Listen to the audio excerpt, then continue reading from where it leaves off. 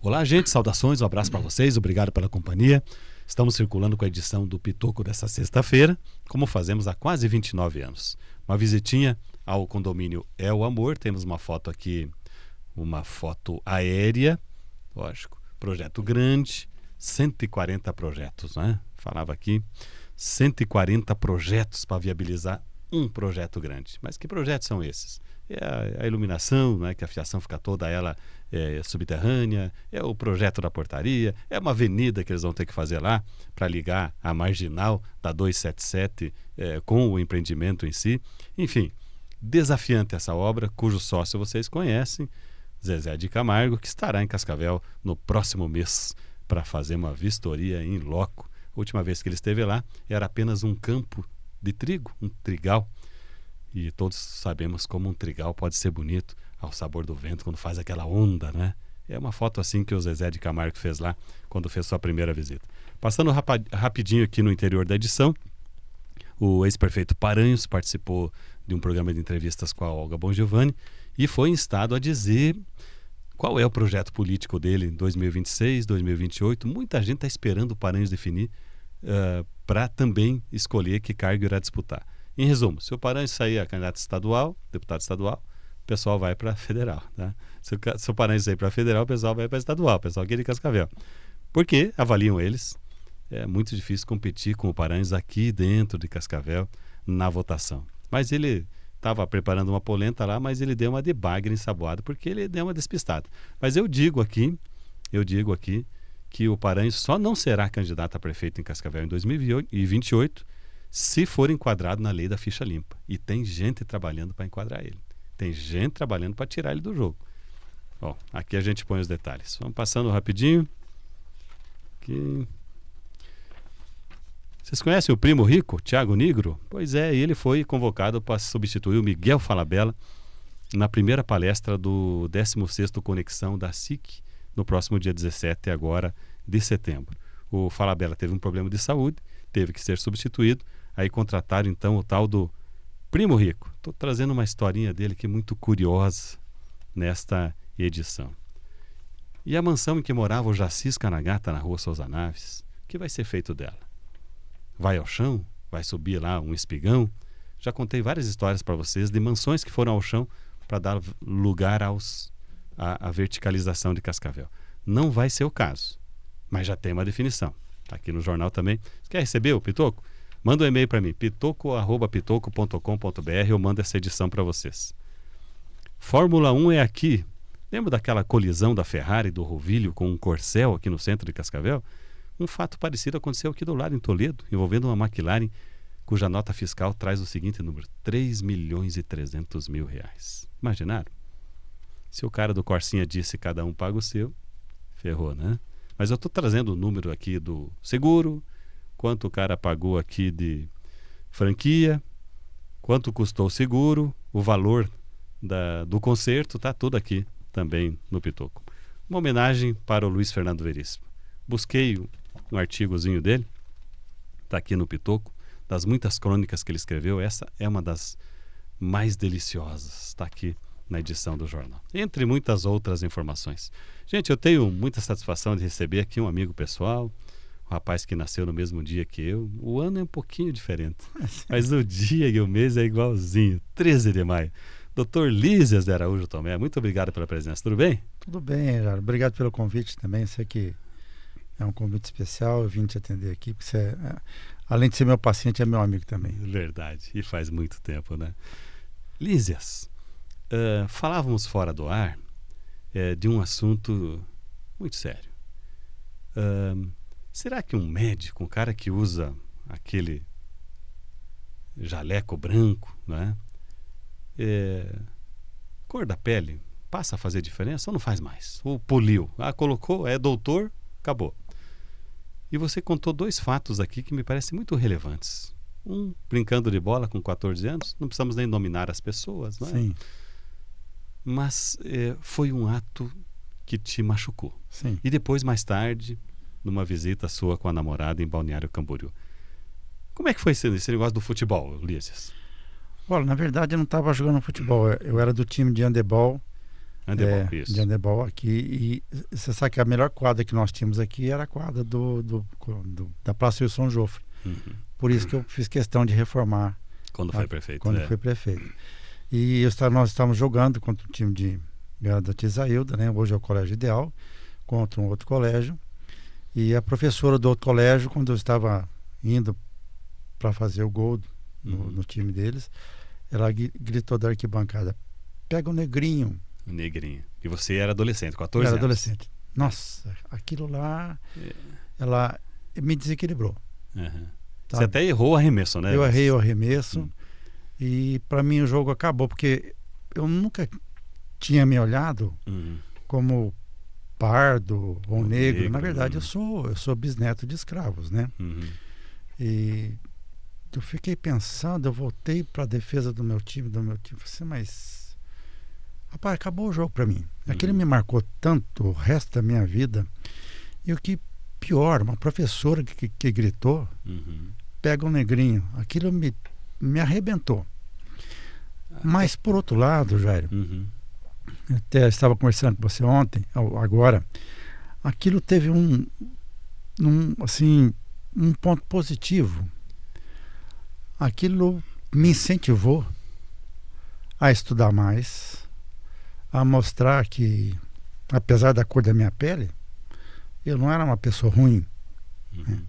Então, eu sempre tento olhar a parte positiva do negócio, mas sem dúvida nenhuma que as pessoas tinham que ter cuidado, principalmente quando fala para um adolescente, quando fala com um jovem, o sujeito é gordo, o sujeito é magro, o sujeito é preto, o sujeito é amarelo.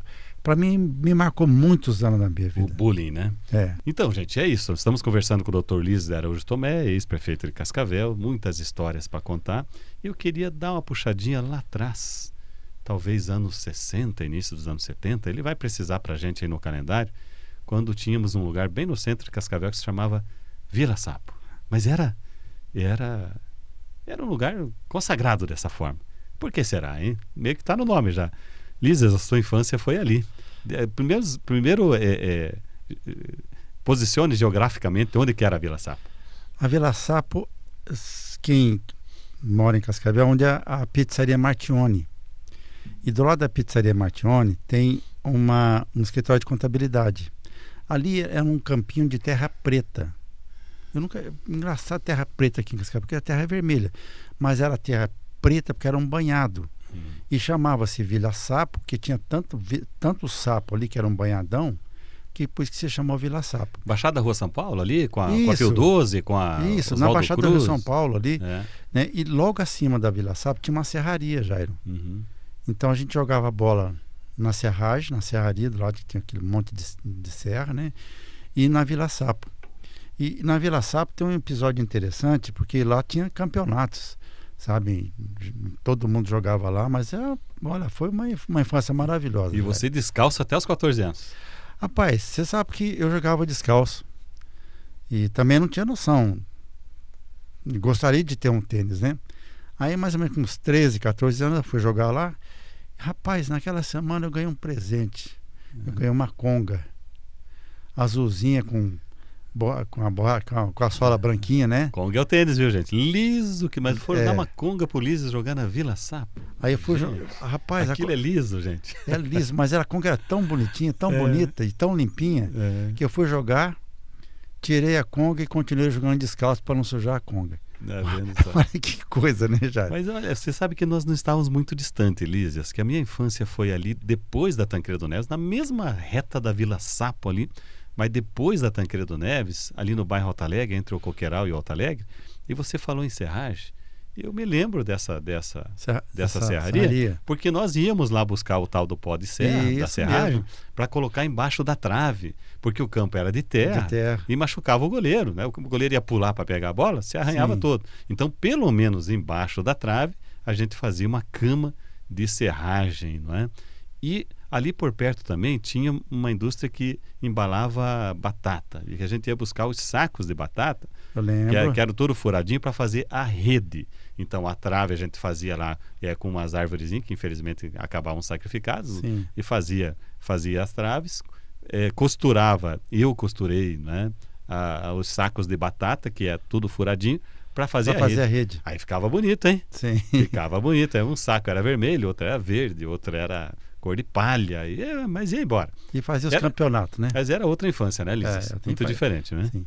Eu lembro que eu chegava em casa da escola, eu estudei no Leodoro Abno Pereira, chegava mais ou menos no meio-dia, almoçava, jogava a pasta, falei, mãe, vou jogar bola. Chegava em casa às 6:30 da tarde, e a mãe tinha segurança, pai tinha segurança, porque não tinha roupa, não tinha nada.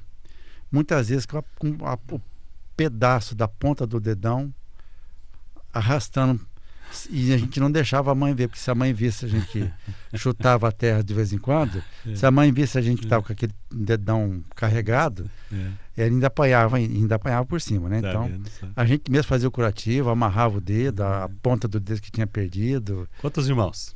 Dois.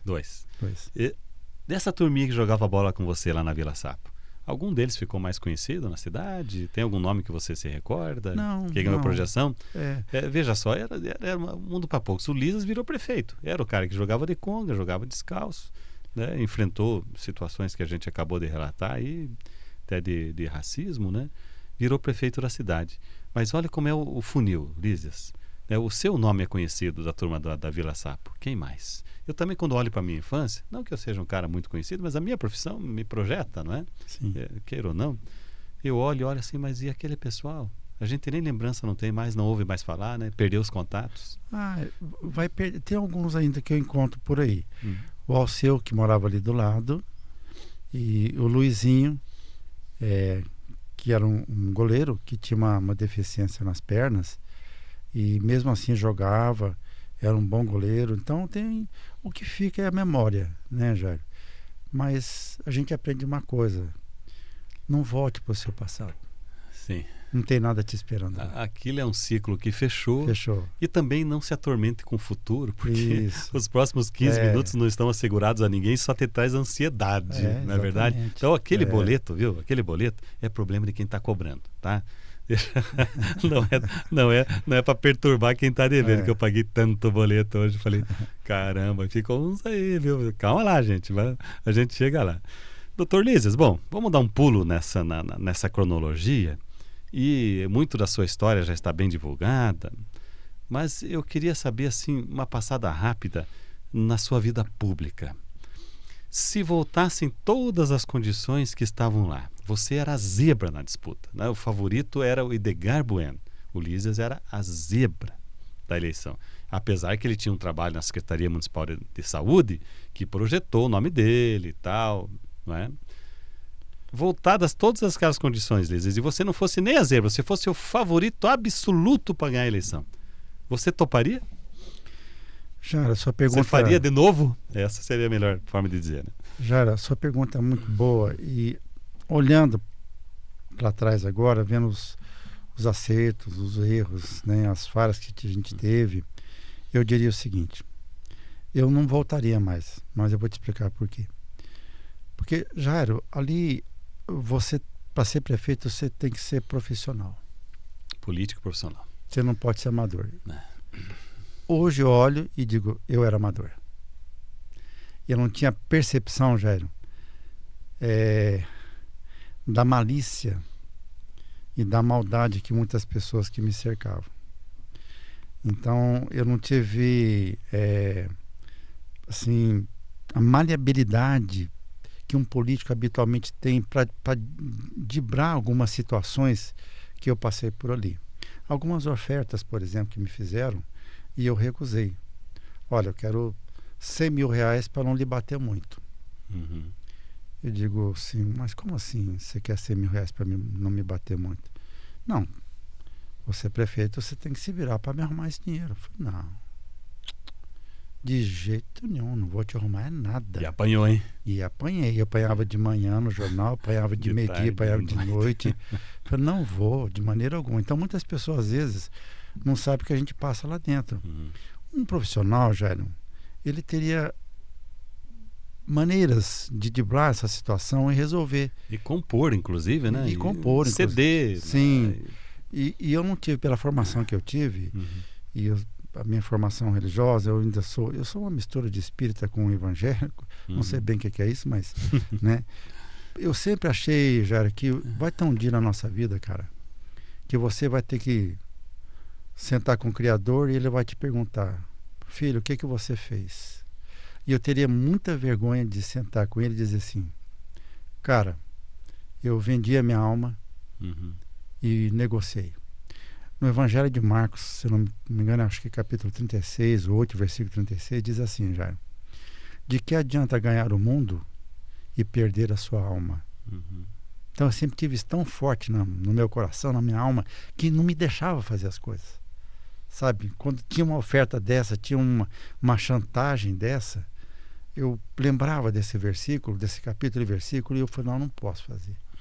Não posso, que eu tenho alma para dar conta. Então, por isso que eu digo que eu não vou voltar, Jair, porque se eu voltar, eu não mudei. Eu vou continuar, talvez vou apanhar de novo como eu apanhei já, né? Em que pese eu ter tentado fazer tudo que era possível, mas eu não vou mudar. Então, acho que não dá para mim. Pô, Lisas, você teve complicações também com o Ministério Público, muitas vezes em razão até de mau assessoramento, de equipes, de pessoas que te traíram a sua confiança. A gente sabe, né? A gente acompanhou os bastidores. Isso te incomodou muito, né, Lisas? Você teve inúmeros processos, talvez esteja respondendo até hoje, deve ter resolvido a maior parte, né? Não, eu respondo até hoje, já faz quase 20 anos. Mas assim, é o que você falou, e tem mais até assim, o judiciário me pegou assim no contrapé, Jair. Eu tinha uma imagem do judiciário. Depois que eu passei para a prefeitura, eu tive uma imagem um pouco diferente, né? E eu vou te dizer uma coisa: eu conheço juízes, eu conheço promotores aqui em Cascavel que são top da humanidade, da justiça. Tem gente muito boa. Mas como toda profissão, Jair, você sabe que tem gente muito boa, mas também tem gente assim, que às vezes não é bem aquilo que você esperava que fosse, né? Então acho que houve muitas vezes, Jair, um exagero.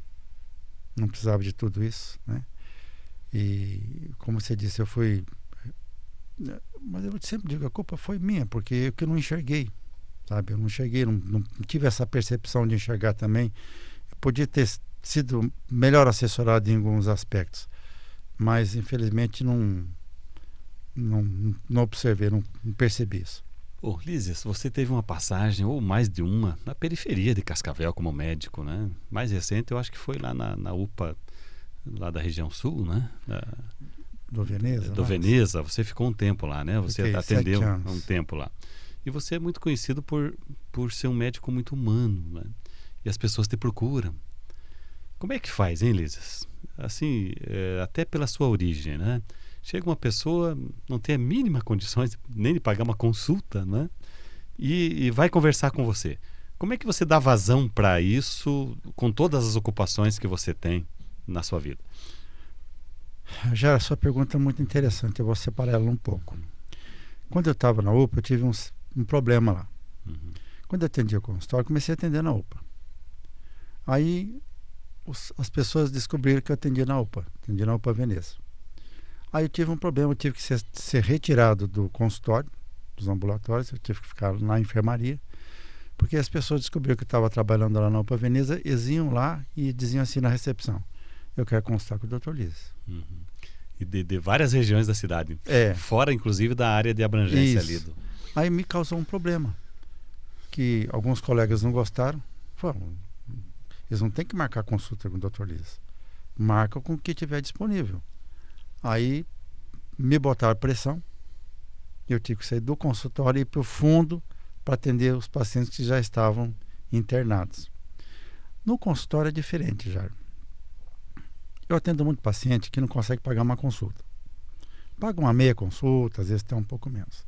Aí o paciente tem uma coronariopatia, aí aquele paciente vai ter que fazer um cateterismo, aquele paciente vai ter que fazer uma cirurgia cardíaca. Eu vou contar um episódio que aconteceu aqui. Eu estava no Hospital Nossa Senhora da Salete, no Hospital do Coração, e fui atender um paciente que estava internado. Chegando lá, eu vi que o paciente precisava fazer 2 pontes de safena e uma ponte de mamária. Mas eu olhei para aquele paciente e falei assim: escuta, ele é um paciente bem simples, o cara, bem simples. Mas ele já tinha ido no outro serviço, no outro hospital, que o cirurgião ia cobrar 120 mil reais a cirurgia cardíaca dele. 120 mil reais.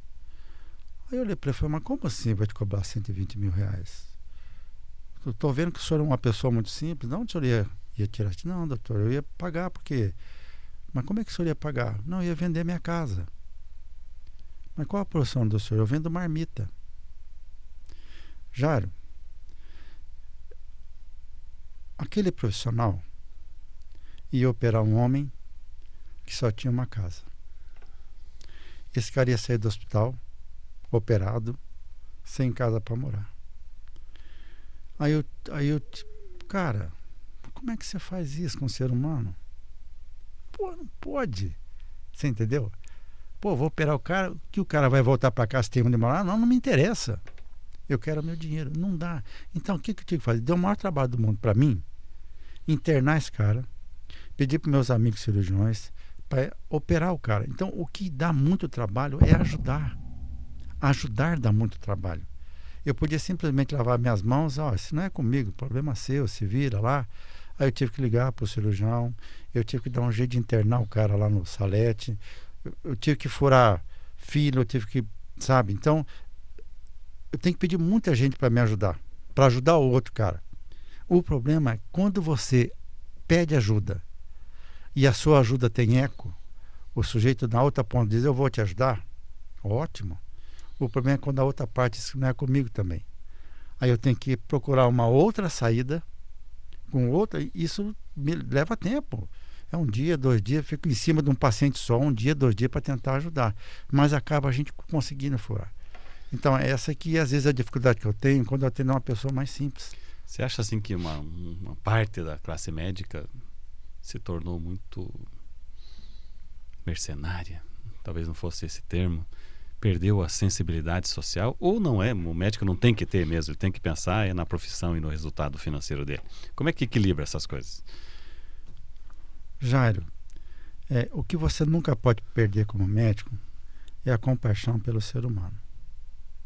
Jamais. Sabe, se você é um médico que não tem compaixão e você só pensa no dinheiro, você vai ter o dinheiro. Mas você não vai ter o prazer de chegar em casa e dizer assim, poxa, hoje ajudei alguém. Então, para mim, serve isso. Então, quando eu chego em casa, eu fico muito satisfeito quando eu tenho a oportunidade de ajudar alguém. E jamais eu fiz isso com alguém, Jair. Muitas vezes eu tirei do meu dinheiro do meu bolso para ajudar o paciente a comprar o remédio. Isso é uma vantagem para mim, Jair? Não é uma vantagem para mim. Porque isso é da minha natureza e eu não posso contrariar a minha natureza. Agora, tem médicos que cobram porque as pessoas são diferentes. Já nós vamos entrar na tua casa novamente, que tem uma pessoa muito especial lá. Né? Já. Mas antes eu queria lhe perguntar, pedir para que você citasse um momento marcante para você na pandemia da Covid, que você foi linha de frente. Sim. E imagino eu, vivenciou cenas muito impressionantes. Me diga um momento que te impactou particularmente. 2 momentos, velho. Eu estava em casa no domingo de tarde, estava descansando, e você sabe que o hospital de retaguarda virou referência para a Covid em Cascavel, né? Aí me ligaram à tarde e falaram assim, doutor Lisas, nós estamos com um paciente que precisa ir para o respirador, ele vai morrer, não tem respirador em Cascavel, não tem respirador no Brasil. Eu lembro que não tinha respirador em lugar nenhum. Pegou todo mundo descoberto. E eu pensei assim, eu sentei na calçada, na frente da minha casa, fui pensar um pouco. Falei, cara, eu sou diretor do hospital. Eu tenho que me virar. Por que eu sou diretor? Por que me deram esse cara de confiança? Aí caiu minha filha, peraí. Aí eu liguei no zoológico e lembrei que quando eles iam operar os animais, cavalos, essas coisas, tinha respirador. E é o mesmo respirador para o ser humano. Aí eu liguei para o chefe do veterinário-chefe do zoológico e perguntei, você tem um respirador para me emprestar? Aí pegamos um respirador do zoológico para colocar no paciente. Funcionou. Agora, uma outra coisa que me... Sobreviveu esse paciente? Sobreviveu. Olha só, bem. Que história incrível. Agora, o que mais me impactou foi um dia, Jairo, que eu que me ligaram também, falaram assim, tudo final de semana, tudo complicado no final de semana. Então, nós temos 2 pacientes aqui no hospital de retaguarda. Um de 55 anos e um rapaz de 28 anos. Os 2 com Covid. Só temos um respirador. Aí o meu staff lá do hospital de retaguarda não conseguia tomar a decisão. O senhor vai ter que escolher quem vai para o respirador. E aí já... E ambos em risco de vida. Não, os 2 iam morrer. Estavam azuis, sabe? Imagina. Precisava ir para o respirador. Aí eu tive que tomar a decisão de quem ia o respirador. Ou seja, eu tomei a decisão, você vai viver e você vai morrer. Quem toma esse tipo de decisão é Deus. Eu sou um ser humano, não podia, mas não teve outro jeito, Jairo. Eu tive que tomar a decisão. Eu tive que colocar no mais jovem. Olha só. E infelizmente tive que sacrificar o mais velho. Bastidores tenebrosos da Covid-19. Marcante na profissão de qualquer, marcante para nós jornalistas que cobrimos, marcante para os médicos e equipes de saúde que estavam lá na linha de frente, uma coisa realmente muito impressionante. Doutor Lísias, nós temos novidade lá na família, né? Tem uma moça que acompanhou, sua fã, né? Acompanhou também você profissionalmente. Estou falando da Rosemary, da Mary, esposa do Lísias, que a gente conhece como enfermeira, né? Conhecemos ela como enfermeira. Mas ela está agora na medicina. Na medicina, quando eu digo na condição de médica, psiquiatra. Doutor Lísias, como que foi essa caminhada? Você foi um estimulador disso? Como é que surgiu essa oportunidade, essa ocasião? Jário, isso é tão interessante. A Mary, ela era enfermeira. Era não, porque ela é enfermeira ainda, né? Não deixa de ter o diploma dela, né? E a Mary fez uma pós-graduação em transplante de órgãos no Hospital Albert Einstein. Acho que 1 ano e meio, 2 anos.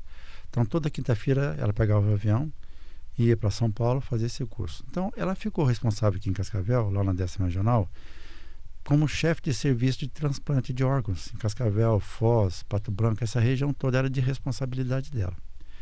E um dia chamaram ela para um congresso em Gramado de transplante de órgãos. Ela foi apresentar um trabalho lá.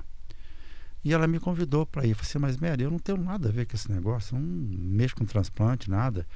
Mas já que é Gramado, né? Eu gosto muito de chocolate. Vamos fazer um passeio. Eu vou fazer nada lá. Como era corredor de rua na época, eu vou correr nas ruas de Gramado e vou comer chocolate. Aí eu passei o dia lá e ela foi apresentar o trabalho dela no congresso. Quando ela chegou à noite no hotel, eu estava sentado na cama e ela começou a dar volta na cama. Você sabe que mulher, quando começa dá muita volta em torno da gente. Pensei assim, ai, Jesus. Vem alguma coisa. Ai, Jesus, já vem alguma coisa, né? Ela chegou e falou assim, Lísia, sabe aquele meu amigo Chico, enfermeiro do Rio de Janeiro, que também faz transplante lá, com transplante? Eu falei, esse aí. Pois é. O Chico faz um ano que está fazendo medicina lá no Rio de Janeiro. Eu falei assim, nossa, que bacana. O cara tem uma profissão, depois mudar, assim, de querer fazer medicina, né? Eu falei assim, que legal, muito bacana. E ela continuou dando voltas em volta da cama. Falei, se alguma coisa não vai dar certo aqui hoje. Aí ela falou assim, pois é, eu também quero fazer medicina. A Mary naquela época tinha 47 anos. Eu falei assim, mas Mary, peraí. Rapaz, quando ela falou isso pra mim, eu quase caí da cama. Eu estava sentado. Eu falei, mas Mary, peraí. Você está com 47 anos. Você vai ter um curso longo, você vai sair com 53 anos da faculdade. Já passou de mais de metade de um centenário, né? Mas como é que você vai começar com essa idade agora? Ela olhou para mim, olha, Lísias, sonho não tem idade para realizar, sempre foi meu sonho. Aí eu olhei para ela e falei, cara, por que você não falou isso antes? Se eu soubesse antes, eu tinha te ajudado antes. Aí eu terminei assim, Mary, você passou a sua vida ajudando a realizar os meus sonhos. Então agora é hora de eu ajudar você. Toca o pau. E ela fez uma prova no Rio de Janeiro e passou no Rio de Janeiro. E a Mary falou assim, não vou fazer no Rio de Janeiro, na Baixada Fluminense, Nova Iguaçu, o lugar mais perigoso do Rio de Janeiro. Juntou um carrinho pequeno que ela tinha, botou as panelas, botou micro-ondas, botou roupa e falou assim, eu vou. se quiser me esperar, você me espera. Vai. E eu vou fazer minha faculdade.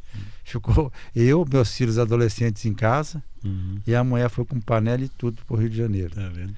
Aí ela ficou um ano fez curso no Rio de Janeiro, aí ela veio, fez prova aqui, passou aqui, terminou aqui. E terminou a faculdade, fez especialização em psiquiatria na Santa Casa de São Paulo, e hoje atende no CAPS 3, está atendendo lá como psiquiatra. Bom, nada mal ter um psiquiatra em casa, viu, gente? Porque esse mundo era tão louco, né? Uma saúde mental das pessoas anda afetada. Eu acho que até escolheu psiquiatria porque ela casou comigo. Eu falei assim, deve ter alguma parte de louca aqui. Deve entender melhor. Deve ter inspirado no próprio marido, né? A Mary é uma grande parceira sua, né, Lísia? Quantos anos? Vamos fazer dia 12 de setembro agora, 34 anos. 34 anos. Jário, eu vou ser honesto, cara. Essa mulher salvou minha vida. Se eu tivesse tido mais cabeça e eu tivesse ouvido ela, e aqui vai uma mensagem para os homens: ouçam suas mulheres. Eu não teria feito tanta cagada na minha vida se eu tivesse ouvido a minha mulher. A mulher, quando chega para o homem e fala assim: cuidado com isso que você vai fazer, cuidado com fulano, cuidado com fulano, com ciclano. Parece que elas têm elas têm radar, sei lá, elas têm um outro sentido, né? Que nós homens não temos. Então, o que eu diria assim, eu teria feito menos burrada na minha vida se eu tivesse ouvido mais minha mulher. Então, se eu tenho que deixar uma mensagem aqui, eu diria para os homens: ouçam suas esposas. E ela precisou te perdoar algumas vezes? Bastante. Então, hoje eu estou vivo, estou aqui em função do gigante perdão. Uma companheira, né? Você sabe que já... E a maturidade, Lísia? Sim. Já a questão do perdão é assim. O perdão, ele é nobre para quem perdoa. E é uma sentença para quem é perdoado. Olha só. Filósofo Lísias também. Você pensar Filho bem, não é de advogado, verdade? né? Ser perdoado sim. É uma coisa. Mas quem perdoou, isso é nobre. Né? Uma vez você fez um discurso, estamos quase estourando o tempo aqui, Miriam, não se apavore, tá? Mas a gente aguenta mais uns minutinhos aqui. Uma vez você fez um discurso que me marcou, que eu nunca esqueci. Você falou assim, você estava muito magoado com algumas coisas que aconteceram, você era prefeito. Você disse: olha, gente, se você jogar uma bolinha preta na parede, vai voltar a bolinha preta. Se você jogar uma bolinha vermelha, volta a bolinha vermelha. Se você jogar com força, volta com força. Se você jogar devagar, volta devagar. O que isso quis dizer com aquilo, Lísias? Eu quis ensinar as pessoas, e eu dou aula na Faculdade de Medicina da FAG. Eu sempre falo para meus alunos assim: trata um paciente bem, não é que o paciente vai te dar o troco, é que a vida vai te mostrar o bem de volta. Então hoje, se você tratar mal uma pessoa, vai voltar para você. Ou se não volta para você, volta para um familiar seu. Então, o que eu quis dizer é que a gente tem que aprender na vida a tratar bem as pessoas, não fazer o mal para as pessoas. Que infelizmente, Jairo, não é de Deus, mas o mal vai voltar. Então, trata bem as pessoas. Trata as pessoas da maneira que você gostaria que você fosse tratado, porque a vida vai te dar de volta. Se você tivesse só 60 segundos para responder uma pergunta complexa, que pediria quase uma palestra inteira, mas eu vou fazer para você. O Lísias é um dos grandes especialistas de Cascavel em obesidade. Se você precisasse resumir em 1 minuto um conselho para uma pessoa obesa, o que você diria para ela? Eu vou dizer uma coisa que elas não têm, e é uma coisa que a gente tem que estimular: disciplina. Você tem que ter disciplina para comer, o que é muito difícil para eles. Aliás, eu vejo você um ótimo preparo físico. Sim, você tem que ter disciplina para você comer de manhã, no almoço, à tarde e à noite. Eu vou te dizer mais ou menos a minha disciplina. Eu como 2 ovos de manhã, meio mamão papai e um xícara de café. Almoço normal, arroz, feijão, sem coisa cara, não precisa disso. À tarde, já, eu acho que até te mostrei lá a minha comida da tarde no consultório.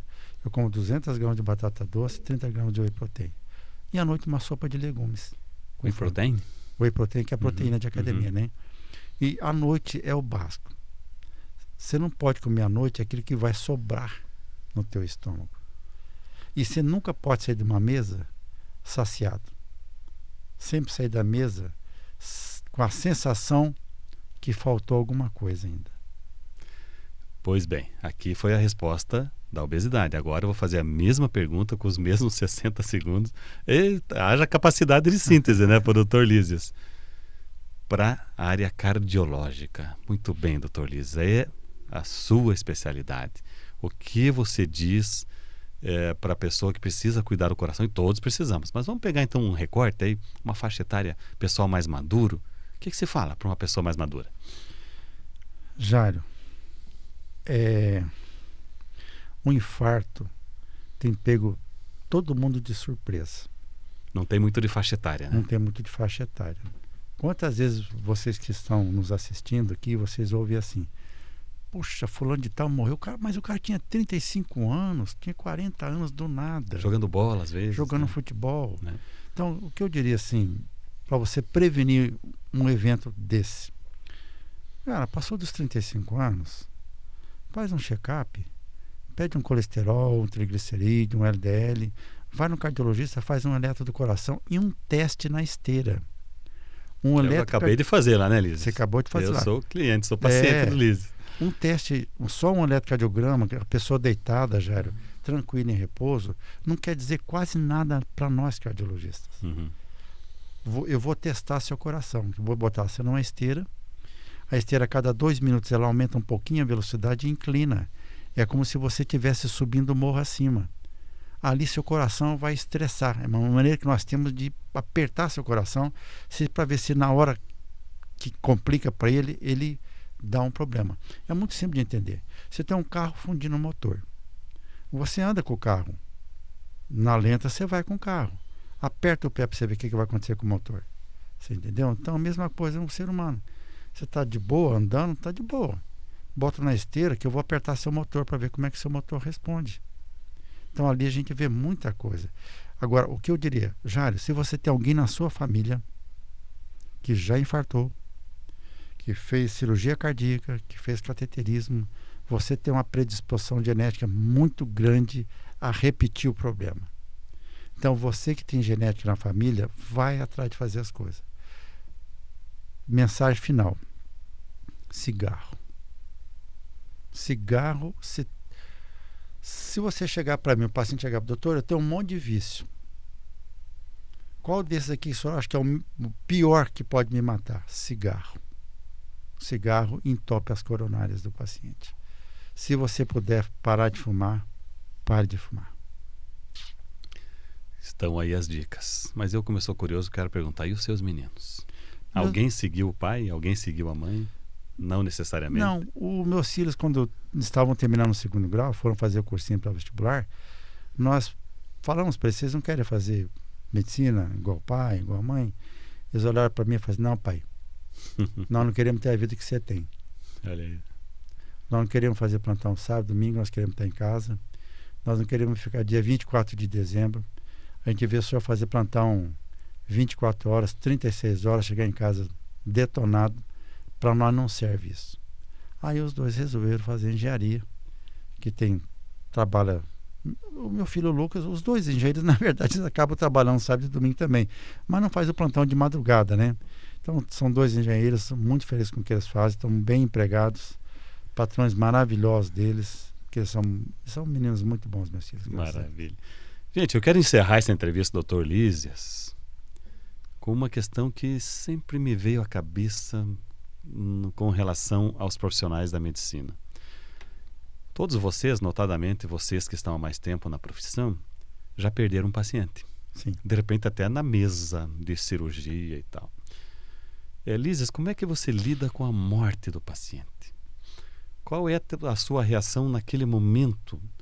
E qual é a sua reação depois? Como é que dissipa isso para que não te afete mentalmente? Lísias, morreu o paciente na tua mesa. O que acontece com o médico? Bom, antes de mais nada, quero que as pessoas saibam que eu não opero, né? Eu sou clínico. Sim. Mas morreu muita gente perto de mim, próximo a mim. Tem um professor emérito da Faculdade de Medicina da USP, já faleceu, o Dr. Adib Jatene. Ele disse uma coisa tão certa, ele dizia assim, Jairo: ao médico cabe curar. Quando o médico não consegue curar, que ele possa aliviar. Quando o médico não consegue curar e nem aliviar, que ele possa confortar. Então, os pacientes que morreram na minha mão e morreram do meu lado, sabe o que eu fazia, Jairo? Eu pegava na mão dele. Só posso confortar ele. Para ele que foi embora, sabendo que teve um outro ser humano encostando na mão dele e disse assim: eu estou aqui. Ele vai melhor. Então, os pacientes que eu perdi e que eu perdi perto de mim, eles foram embora assim. Eu só sinto quando eu não estou perto, que eu não posso confortar. O resto eu estou bem resolvido, fiz o que eu podia fazer. Excelente. Dr. Lísias, quero passar para as suas considerações finais, agradecendo a sua participação, a sua presença e essa humanidade que você passa, né, sempre quando conversa com a gente. Foi muito bom receber você aqui, Lísias. Muito obrigado. Jairo. Obrigado. E, Jairo, por que eu sou médico? Primeiro, porque eu gosto de ajudar as pessoas. Parece esquisito, né? Eu gosto de ajudar no mundo de hoje, né? Mas eu gosto de ajudar. Eu me lembro, um amigo meu chamou a atenção, falou assim, ele era jovem, ele falou assim: eu quero ser rico. Ele é muito rico hoje. Quando eu era jovem, sabe o que eu queria? Ser médico. Não significa que eu tinha que ser rico. Eu só queria ser médico. Hoje ainda continuo querendo ser médico. Meu irmão uma vez ficou internado no hospital, um antigo Salete aqui, quando ele era adolescente. E meu pai levou ele em coma na frente do hospital. Eles não internaram meu irmão em coma enquanto meu pai não foi arrumar um cheque. Ficou horas em coma na frente do hospital. Eu olhei aquilo e prometi: um dia eu vou mudar isso. Então, aí eu olhava aquilo lá e falei assim: puxa, eu não posso mudar o mundo, mas eu posso fazer a minha parte. Então, toda vez que eu pego uma situação dessa, porque eu te disse, eu não consigo não ajudar, porque eu não esqueci o que eu passei. Isso é fundamental para mim. Perfeito. Entrevistei o Dr. Lísias Araújo Tomé, muitas histórias para contar, que podia fazer 2 horas de programa, que eu acho que a gente não chegava na metade do que teríamos para conversar, né? Mas eu quero agradecer em especial a sua presença. Muito obrigado, saúde, um grande abraço e até breve.